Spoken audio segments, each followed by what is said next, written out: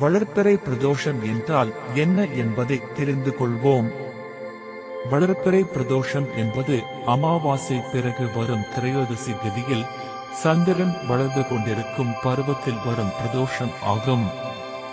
இது நல்ல சக்தி வாய்ந்த நாளாக கருதப்படுகிறது.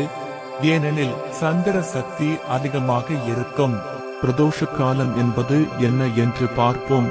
பிரதோஷம் என்பது சூரியன் அஸ்தமிக்க கூடும் நேரம், அதாவது அஸ்தமிக்க 1.5 மணி நேரத்திற்கு முன்பிலிருந்து அஸ்தமிக்கும் நேரம் வரையில் இருக்கும் நேரம். இதுவே முக்கியமான நேரம். அந்த நேரத்தில் சிவனுக்கு பூஜை செய்தால் மிகுந்த நன்மை உண்டாகும். ஏன் வளர்பிறை பிரதோஷத்தை கடைபிடிக்கிறோம் என்பதை பார்ப்போம். பாப விமோசனம், பாவங்களை நீக்கும் சோகஸ்மைலி பிரதோஷ விரதம் பார்க்கும் போது கடந்த பிறவிகளில் செய்த பாவங்களும் இந்நிலையின் நேரத்தில் சிவனை தியானிப்பதனால் நிவர்த்தியாகும். சிவபெருமானின் அருள் கிடைக்கும். சிவபெருமான் நந்திக்கு மேல் அமர்ந்து தேவதைகளின் வேண்டுகோளை ஏற்று உலக வாழ்வுக்கு அருள் தரும் நேரம் பிரதோஷம். மன நிம்மதி மற்றும் குடும்ப நலன் தரும் நாள். இந்த விரதம் மனதில் அமைதி, குடும்பத்தில் அமைதி மற்றும் வறுமை நீங்க நமக்கு வழிவகுக்கும். கடினமான காரியங்களில் உறுதியான வெற்றி கிட்டும்.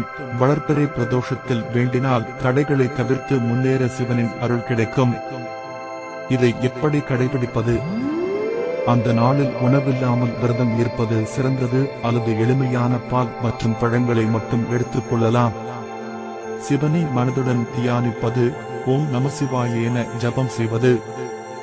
சாயங்கால பிரதோஷ நேரத்தில் சாமி தரிசனம், பூஜை அல்லது தீபம் ஏற்றி சிவபெருமானை வேண்டுவது. வளர்பிறை பிரதோஷத்தின் பலன்கள் என்னவென்றால், விரதத்தால் பெரும் பலன்கள். வாழ்வில் வளர்ச்சி, அமைதி, செல்வம் கிடைக்கும், கடன் நீங்கும். இன்னும் எளிமையாக கூற வேண்டும் என்றால், வளர்பிறை பிரதோஷம் என்பது சிவபெருமானை வணங்கி பக்தியுடன் அர்ப்பணித்து வாழ்வில் வெற்றியும் அமைதியும் பெறும் ஒரு அழகான ஆன்மீக வழியே இந்த வளர்பிறை பிரதோஷம்.